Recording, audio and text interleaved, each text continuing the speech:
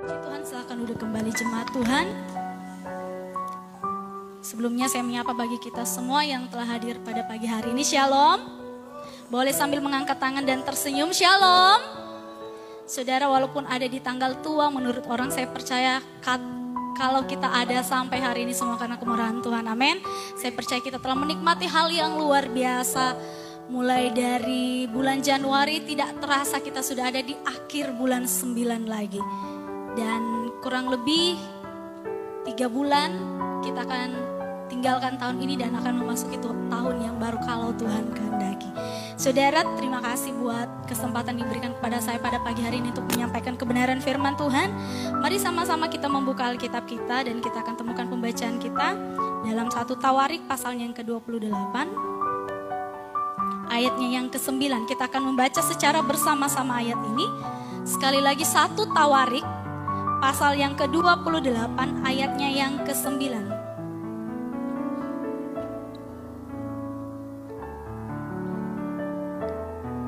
Kita akan baca dalam hitungan yang ketiga.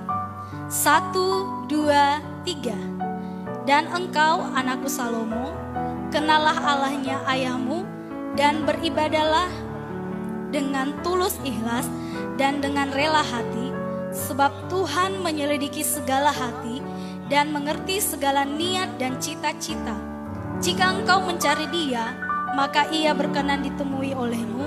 Tetapi jika engkau meninggalkan Dia, maka Ia akan membuang engkau untuk selamanya. Puji Tuhan, silakan duduk kembali. Terima kasih buat kerjasamanya pagi hari ini. Nah saudara, ayat ini kalau kita membaca perikopnya di atas mengenai pesan terakhir Daud yang disampaikan kepada anaknya yaitu Salomo. Ini adalah masa-masa terakhir pemerintahan dari Daud. Sebab itu sebelum dia meninggal, dia menyampaikan atau memberikan pesan terakhir kepada anaknya yang bernama Salomo. Saudara, kalau orang mungkin yang sudah dekat-dekat ajal, apalagi Daud ini dalam keadaan tubuh yang lemah, dia sudah mempersiapkan warisan. Contoh mungkin si Bapak A memiliki banyak tanah, memiliki rumah, memiliki perusahaan, maka dia panggil anak-anaknya, si A kamu dapatkan tanah, B kamu dapatkan rumah, sedangkan yang C dapatkan perusahaan yang besar. Saudara, kalau orang tua punya kekayaan yang banyak, otomatis anaknya akan senang mendapatkan warisan. Tidak ada satupun anak yang bilang, jangan nih saya Pak, biar saya berusaha sendiri. Tidak ada, pasti apalagi sesuatu yang gratis, pasti semuanya orang suka. Tidak ada orang yang tidak suka sesuatu yang gratis, apalagi dapat tanah. Tiba-tiba diwariskan tanah berhektar-hektar, pasti senang. Dapat rumah yang mewah, pasti senang. Tidak perlu bersusah-susah nabung dari sedikit-sedikit akhirnya bisa beli rumah. Tidak perlu bersusah-susah untuk bersekolah, menempuh pendidikan yang tinggi. Karena sudah dapat warisan perusahaan. Itu sesuatu yang bagus, sesuatu yang enak kelihatannya. Tapi berbeda dengan Daud. Terlepas dari jabatan raja yang diberikan oleh Daud. Sebenarnya bukan dari Daud tapi oleh Tuhan langsung. Dia memberikan satu pesan kecil kalau menurut saya ya. Kalau cuma di ayat ini. Sebenarnya ada banyak pesan yang dia sampaikan untuk semua pemimpin-pemimpin, untuk orang-orang Israel pada saat itu. Tapi ada pesan khusus yang disampaikan oleh Raja Daud kepada anaknya. Yang pertama yaitu kenallah Tuhan Allahmu dan beribadahlah dengan tulus hati kepadanya.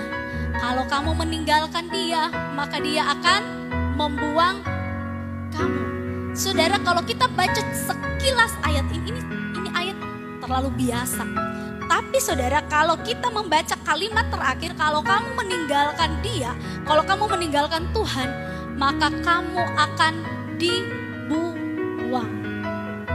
Ini sebenarnya peringatan yang cukup keras atau pesan yang sangat penting. Walaupun mungkin cuma terselip satu ayat, tapi saya percaya ini sesuatu yang sangat penting dan berguna untuk ke depan dalam kepemimpinan Raja Salomo. Nah saudara, kita akan belajar dua hal ini. Pesan yang disampaikan oleh Raja Daud kepada anaknya Salomo. Yang pertama, kenallah Tuhan. Saudara, Kata kenal itu berarti, kalau dalam bahasa aslinya dia pakai, saya lupa, saya nggak catat. Itu pengertiannya mengerti, mengetahui, mengakui, dan mengetahui banyak tentang sesuatu. Itu kenal. Saudara, katanya kalau dalam masa pacaran itu tidak semuanya kelihatan. Ada yang pacaran 9 tahun seperti Bapak Moses bersama istri, kurang lebih. Tapi katanya belum semua dia tahu istrinya bagaimana. Kayak Cik pun juga begitu, belum tahu Kak Moses itu bagaimana. Nanti sudah ketemu di pernikahan, baru sudah tahu, oh ternyata kamu punya sifat ini. Katanya seperti itu. Itu sudah 9 tahun. Katanya sudah mengenal, tapi ternyata belum juga mengenal secara keutuhan, secara seluruhnya. Nanti sampai di pernikahan, karena mungkin bangun, lihat, mau tidur, lihat lagi, bahkan melakukan aktivitas secara bersama-sama, baru dia tahu benar ternyata istri saya punya sifat seperti ini. Oh, suami saya punya sifat seperti ini. Nah, itu arti kata mengenal, tahu semua tentang sesuatu. Mengetahui atau mengakui bahwa oh, dia ini benar-benar ada. Dia punya pengetahuan yang handal, dia punya skill yang bagus. Itu namanya mengenal. Jadi kalau cuma tahu, oh saya tahu dia suka makan ini, saya tahu dia suka warna ini, saya tahu tanggal lahirnya, saya tahu, itu bukan berarti mengenal. Jadi kalau yang masih pacaran, adik-adik yang masih pacaran, jangan dulu bilang saya sudah matang nih. Kenal dulu baik-baik bagaimana pribadinya. Nah, seperti itulah yang disampaikan oleh Raja Daud kepada Salomo. Kenallah Tuhan Allahmu. Ketahuilah dengan benar Tuhan Allahmu. Akuilah Tuhan Allahmu. Cari tahu tentang dia, bagaimana itu Tuhan Allah yang saya sembah waktu saya memimpin sebagai raja. Nah, saudara, mengenal berarti tidak malu mengakui Kristus sebagai Tuhan. Itu yang pertama yang ingin saya bagikan dari kenalah Tuhan Allahmu. Kenalah Tuhan Allahmu berarti tidak malu mengakui bahwa Yesus Kristus adalah Tuhan. Atau tidak malu menjadi orang Kristen. Apa itu Kristen? Kristen itu pengikut Kristus. Saya jabarkan lagi, yang namanya pengikut, dia mengikuti apa yang ada di depannya. Ikut, dia mau tabrak tembok, iya ikut tabrak tembok. Dia mau kiri, dia mau kanan, dia mau naik gunung, ikut. Itu namanya pengikut, orang yang mengikuti. Tidak ada pengikut pemimpinnya belok kanan, dia belok kiri. Bukan. Tidak ada pengikut yang ketika pemimpinnya bilang A, dia bilang Z. Itu bukan pengikut. Jadi kenalah Tuhan Allahmu berarti tidak malu mengakui bahwa Yesus Kristus adalah Tuhan. Sayangnya banyak orang Kristen malu. Hanya karena jabatan dia tinggalkan kekristenannya. Hanya karena wanita, hanya karena pria, banyak yang meninggalkan Tuhannya. Banyak yang malu ketika di sekolah karena minoritas. Ditanya kamu agama apa? Kamu makan B2? Tidak. Padahal ketika ada acara dia makan sate 5. Malu. Saya juga dulu waktu sekolah begitu, saudara. Kalau makan B2 saya masih akui. Tapi kalau sudah ditanya kok makan dok, saya masih berpikir panjang, saudara, saya mau jawab apa. Malu saya mau mengaku kalau saya juga suka makan RW. Malu, saudara. Karena apa? Menurut mereka itu adalah sesuatu yang tidak bagus. Apalagi sering diucapkan, oh kamu ini dasar dok. Malu saya, saudara, malu. Tapi saudara, kenalah Tuhan Allahmu berarti kita tidak malu mengakui Yesus Kristus sebagai Tuhan. Saudara, kita buka dulu Lukas pasal 9 ayat 26. Boleh ditampilkan? Lukas pasal yang ke-9 ayat yang ke-26.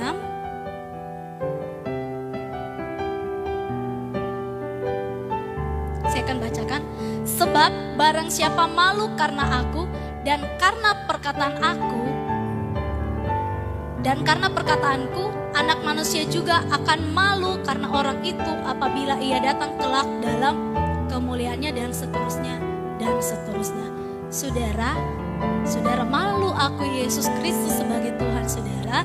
Pada akhirnya Yesus juga apa, saudara? Apa saudara? Ternyata ada feedbacknya. Saudara yang diberkati dalam nama Tuhan Yesus Kristus, banyak orang malu sebagai orang Kristen, makanya dia malas gereja. Banyak orang malu menjadi pengikut Kristus karena katanya disuruh pikul kuk, berat. Tidak boleh begini, tidak boleh seperti ini, tidak boleh seperti ini. Saudara, kalau saudara datang beribadah minggu lalu, Bapak Gembala telah menyampaikan bahwa ini waktunya kita mempersiapkan diri kita. Kita belum masuk dalam masa aniaya 3,5 tahun atau 3 tahun 6 bulan. Belum sampai di situ. Kalau sekarang kita sudah malu mengakui Yesus Kristus, bagaimana nanti kalau kita yang diizinkan Tuhan masuk dalam penganiayaan 3,5 tahun? Jangan pernah malu mengakui Yesus Kristus sebagai Tuhan kita. Walaupun kita minoritas dalam pergaulan kita, dalam organisasi kita, jangan pernah malu. Saudara, waktu saya SMA cuman saya sendiri Kristen. Dalam teman-teman saya bergaul cuman saya sendiri Kristen. Tapi saya berusaha sebisa mungkin saya tidak berpengaruh dengan teman-teman saya. Saya baru-baru ketemu dengan teman saya dalam sebuah acara. Teman-teman saya masih seperti dulu. Jadi panggilnya masih pakai kebun binatang. Saya merasa risih ya, karena maksudnya kita sudah lama menjalani hidup, masa kita begitu-begitu terus tidak ada perubahan. Nah saudara yang diberkati dalam nama Tuhan Yesus Kristus, barang siapa malu mengakui Yesus Kristus sebagai Tuhan, malu memperkatakan firman Tuhan, malu memberikan nasihat atau firman kepada bapak rumah tangga, ibu rumah tangga, anak-anak yang malas beribadah, ada konsekuensinya. Saudara boleh baca di dalam Lukas 9 ayat 26 tadi. Kita buka lagi dalam 2 Timotius pasal 1 ayat 8. 2 Timotius pasal 1 ayat 8. Jadi janganlah malu bersaksi tentang Tuhan kita, dan janganlah malu karena aku, dan seterusnya. Saya pengen jadi janganlah malu bersaksi tentang Tuhan.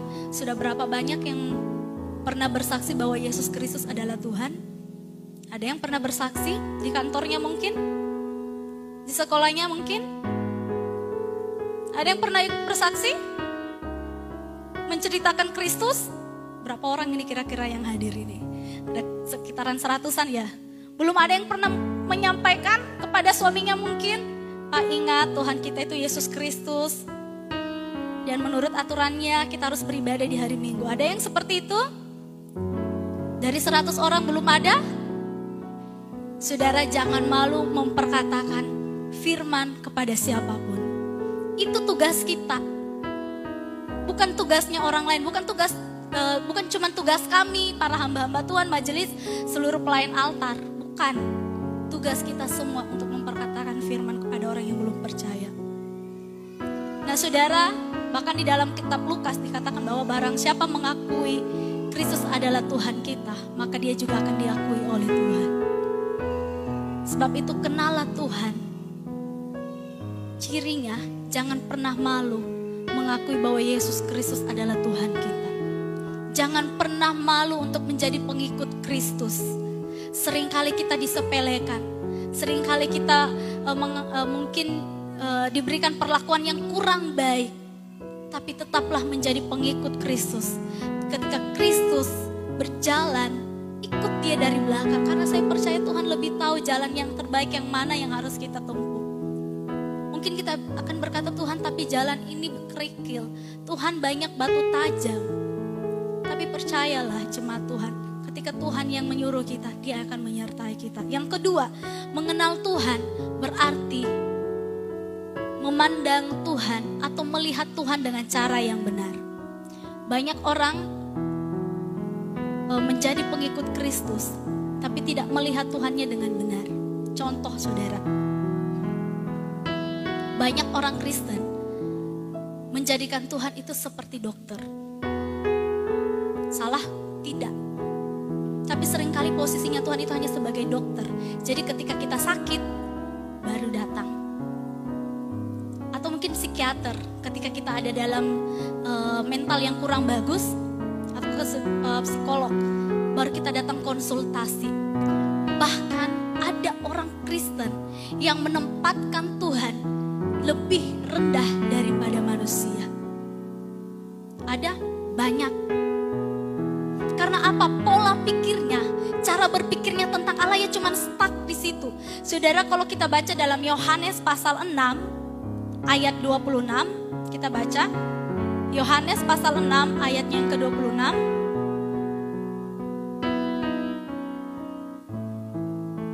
Yesus menjawab mereka, "Aku berkata kepadamu, sesungguhnya kamu mencari aku bukan karena kamu telah melihat tanda-tanda, melainkan karena kamu telah makan roti itu dan kamu menjadi kenyang." Banyak orang Kristen ikut Tuhan karena pola pikirnya tentang Allah itu salah. Mengikut Tuhan karena cuman perut. Mengikut Tuhan hanya karena pengen disediakan setiap harinya makanan dan minuman. Mengikut Tuhan supaya dia terus dikuatkan oleh Tuhan. Bukan. Ini pola pikir yang salah orang Kristen. Ini adalah cara pandang kita yang salah terhadap Allah yang kita sembah setiap harinya. Harusnya posisi Tuhan itu menjadi segala-galanya dalam kehidupan kita. Jangan posisikan Tuhan itu di bawah. Seringkali kita menempatkan Tuhan itu posisinya di bawah. Jadi kita, banyak orang Kristen tidak menghargai Tuhan lagi.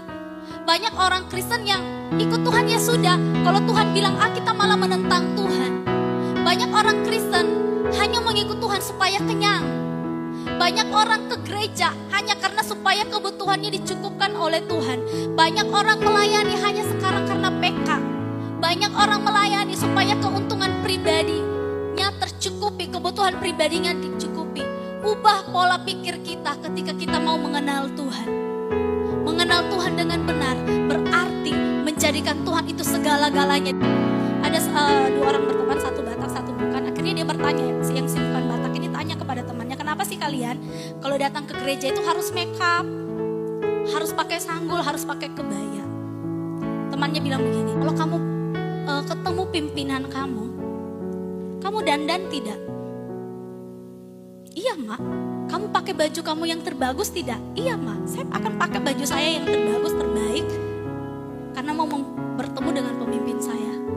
"Sekarang kenapa kamu mau ketemu raja di atas segala raja, kamu harus pakaian yang kurang bagus atau kurang sopan?" Ini sesuatu yang kecil, tapi sayangnya banyak orang Kristen tidak menyadari. Dia menyajarkan Tuhannya sama dengan kita.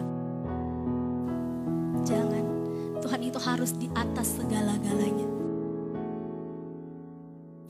Tuhan itu harus menjadi raja dalam kehidupan kita. Makanya ketika waktu rapat, saya katakan kepada pelayan altar, ketika saudara melayani, bukan cuma permainan musik, menari saja, bernyanyi saja, tapi dari pakaian saudara persiapkan dengan baik. Setrika, jangan melayani Tuhan dengan baju yang kusut. Datang ke gereja, kasih yang terbaik untuk Tuhan, itu dari hal yang kecil. Ubah pola pikir kita, jangan bilang, cocok nih begini nih, mau dia apa begini nih. Belajar dari hal yang kecil saudara. Belajar kasih yang terbaik untuk mengenal Tuhan kita. Pola pikir kita yang harus diubah tentang Tuhan. Jangan jadikan dia sebagai dokter saja, tapi jadikan dia menjadi segala-galanya dalam kehidupan kita. Ketika dia menjadi segala-galanya, dia akan memimpin kita, dia akan menyertai kita. Yang kedua saudara, yang ingin saya bagikan bagi kita yaitu beribadahlah kepada Tuhan di ayat 9 tadi. Dan beribadahlah kepadanya dengan tulus, ikhlas, dan rela hati. Saudara, kata beribadah bukan dalam bahasa aslinya dia tidak pakai kata ibadah, tapi dia pakai kata serve, melayani. Di situ bukan pakai kata ibadah, tapi serve, melayani. Dalam pengertian atau dalam bahasa aslinya, melayani itu menyajikan sesuatu yang terbaik. Jadi ketika ada orang makan, ini dalam pengertian aslinya, sang pelayan ini sementara menyajikan yang menu yang terbaik. Saudara kalau pergi di restoran, apalagi restoran ternama, pelayannya itu paling tidak pakai baju seragam yang rapi. Tatanan menu di piringnya harus rapi. Karena apa? Mereka mencoba menyajikan yang terbaik untuk pelanggannya. Nah, seperti itu kata serve atau kata ibadah yang ada dalam 1 Tawarik 28 ayat 9. Bahkan ada satu pengertian lagi, serve itu rela menjadi hamba. Kalau kita belajar pengertian tentang hamba, belajar tentang konsep hamba, hamba itu diibaratkan seperti keset kaki. injak-injak pakai kotoran. Itu konsep hamba yang sebenarnya dulos. Tidak ada harganya. Bapak Gembala sudah sering menyampaikan pengertian dari hamba itu. Serve di sini menyajikan yang terbaik, rela menjadi hamba. Saudara, jangan punya konsep melayani itu seperti kami pelayan altar di atas. Bukan. Kita buka dulu dalam Roma pasal 14 ayat yang ke-18. Dari ayat 17 dulu. Roma 14 ayat 17 dan 18 kita baca ayat ini. Ayat 17. Sebab kerajaan Allah bukanlah soal makanan dan minuman, tetapi soal kebenaran, damai sejahtera dan sukacita oleh Roh Kudus. 18. Karena barang siapa melayani Kristus dengan cara ini, ia berkenan pada Allah dan dihormati. Dihormati siapa?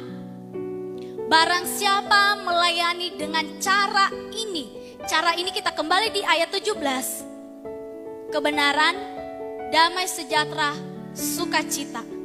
Saudara yang diberkati dalam nama Tuhan Yesus Kristus, berbicara mengenai kebenaran dalam pengertian lainnya, itu berbicara tentang kemauan Allah. Melayani yang ditujukan untuk Tuhan. Kalau berbicara damai sejahtera dalam pengertian lainnya, itu berdamai dengan orang lain. Atau berbuat baik untuk orang lain. Tadi pelayanan kepada Allah. Yang kedua, damai sejahtera berbicara mengenai pelayanan kita sesama. Sukacita, dia pakai kata joy, itu artinya sukacita yang dari dalam yang dapat mempengaruhi orang lain. Itu pelayanan. Jadi ketika ada kata melayani, cara berpikir kita jangan, oh ini ditujukan untuk pendeta, oh ini ditujukan untuk pelayan altar, oh ini ditujukan untuk seluruh majelis. Tidak. Kebenaran, damai sejahtera, sukacita. Kebenaran berarti kemauan Allah. Saudara, belajar untuk tahu kemauan Allah, kehendak Tuhan. Itu bukan tugas kami. Tugas kita semua yang mengaku Yesus Kristus adalah Tuhan. Mengerti kemauan Tuhan itu apa. Sayangnya banyak orang Kristen bukan lagi cari tahu kemauannya Tuhan. Sekarang mereka lebih cari tahu yang lagi ngetren itu apa. Fashion yang ngetren sekarang itu apa. Apa sih yang lagi tren di TikTok, tentang apa sih konsepnya, bagaimana, itu yang mereka cari. Tidak ada lagi orang yang mau melayani Tuhan atau mau cari tahu lagi Tuhan maunya Tuhan ini apa. Saudara, waktunya sangat singkat. Kalau kita tidak cari tahu kehendak Tuhan, bagaimana kita bisa berjalan. Cari tahu kehendak Tuhan, baca Alkitab. Sesibuk apapun, saudara, saya pernah sampaikan, saya sesibuk apapun, secapek apapun, saya berusaha sebisa mungkin saya selesaikan pembacaan Alkitab saya. 5 pasal dalam sehari. Saudara, ketika saya kalau capek melakukan aktivitas, ketika saya mau tidur, tiba-tiba saya terbangun belum baca Alkitab, saya bilang Tuhan tidak bisa, besok saya double 10 pasal. Tapi tidak bisa juga, harus bangun baca dulu. Cari tahu kemauan Tuhan itu apa. Bukan lagi mencari tahu saya harus seperti ini, saya harus seperti ini. Tidak. Tuhan mau Tuhan apa? Isi hati Tuhan apa sih sebenarnya dan terhadap saya? Untuk apa Tuhan saya ada di dunia ini? Untuk apa saya menjadi pasangan ini? Untuk apa Tuhan izinkan saya menjadi orang tua dari anak-anak ini? Itu. Yang kedua, berbicara mengenai damai sejahtera. Tadi saya katakan berbicara mengenai berbuat baik kepada orang lain. Jangan hanya mempedulikan diri kita sendiri. Lihat orang-orang di sekitar kita. Jangan pedulikan orang lain. Oh, si Kevin pakai lengan panjang. Kau tahu dia itu begini. Bukan itu. Berbuat baik, mempedulikan orang lain, saling menopang, saling mendukung. Tapi sayangnya, banyak orang Kristen menggibah sesamanya. Kamu tahu kenapa dia tidak ke gereja? Dia malu karena dia kedapatan selingkuh. Seharusnya ketika ada salah satu jemaat yang terluka, tugas kita datang. Jangan bilang, oh tugasnya pendeta, kenapa pendeta tidak besok begini-begini. Bukan kira kita saudara seiman.